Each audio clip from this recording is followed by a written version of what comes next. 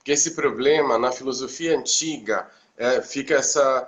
Não é uma cisão, sabe? É uma inferiorização. Aí na Idade Média, o corpo é só um instrumento, então ele não tem nenhuma vez. Por isso que esses corpos poderiam ser sacrificados, flagelados, mortos na Inquisição, porque eles eram instrumentos. O Descartes tem um Isso, grande papel, o Descartes é importante, porque quando ele faz a cisão, ele dá um lugar que o corpo não tinha. Ele dá um lugar que exato. o corpo tem que ser ouvido e tem outras razões que não é da mente.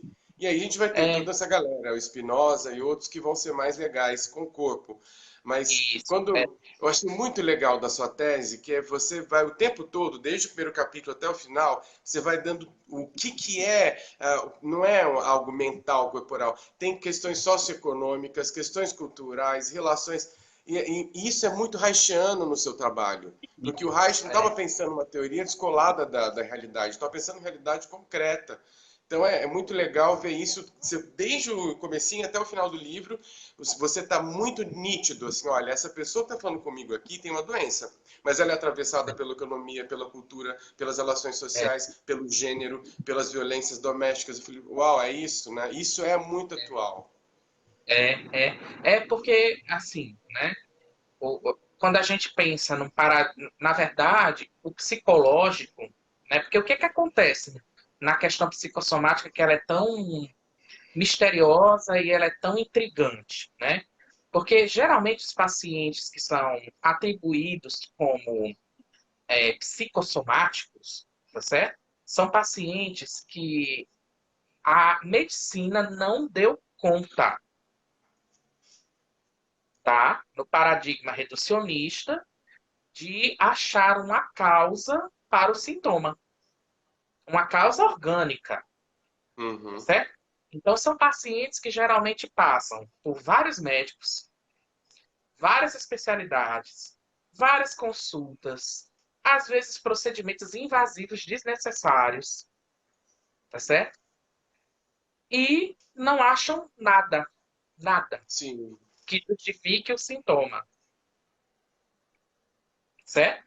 Ou nada que possa tratar o sintoma, né? Porque geralmente o aí como a medicina fracassa nisso, vira psicológico. Então, geralmente os médicos dizem: você não tem nada, não existe nada que justifique você ter a doença que você tem.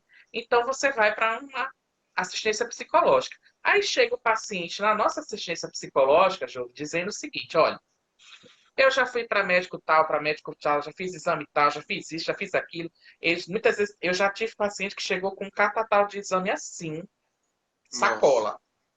meu Ou Deus. eu já tive uma outra paciente que chegou com uma apostila encadernada de tudo que ela pegou na internet do problema de saúde dela, certo? Então ela foi passando, ela era a especialista no assunto. Eu não sabia, Você tem uma coisa, né? hipocondria, você explica Nada, aqui. né? E aí eles chegam querendo que a gente trate eles como o médico trata. Porque eles querem que a gente diga qual é. O que que eu tô. Já que é psicológico, então, eu tô pensando alguma coisa errada, É. eu estou sentindo alguma coisa errada, ou estou fazendo alguma coisa errada. Então, diga o que que eu tenho que pensar, sentir ou fazer para o meu Melhorar. sintoma acabar. Ai, meu Deus. Entendeu? E isso é fruto desse paradigma dualista, de Uhum. causa e efeito unilateral. Então, a gente, enquanto psicólogo, a gente, enquanto psicoterapeuta que trabalha com a psicologia, a gente tem que ter muito cuidado para não assumir esse discurso da causa psicológica também, entendeu, Jô? Então, eu tenho muito cuidado, né, de falar isso nas minhas aulas. No livro eu problematizo essa questão, né? Uhum. Porque para trabalhar um paciente como esse, não tem jeito. A gente tem que levar em consideração as múltiplas causas, a gente tem que levar em consideração de que a gente precisa de um trabalho de equipe. Eu até falo no livro da minha dificuldade de conversar com os médicos, né? Porque eram pacientes que foram encaminhados do hospital universitário e o acesso aos médicos realmente era bastante difícil, mas eram pacientes que dialogavam com os médicos via minha intervenção, né? Então as coisas aconteciam mais ou menos assim. E aí é muito importante que a gente pense da seguinte forma: a questão psicológica, ela não é a causa do problema somático. Ela vulnerabiliza o organismo para a doença. Ela não é a causa da doença. Ela deixa o paciente vulnerável para o adoecimento. Entendeu? Aí, a partir disso, tá certo? É que a doença ou os sintomas podem ou não se desenvolver.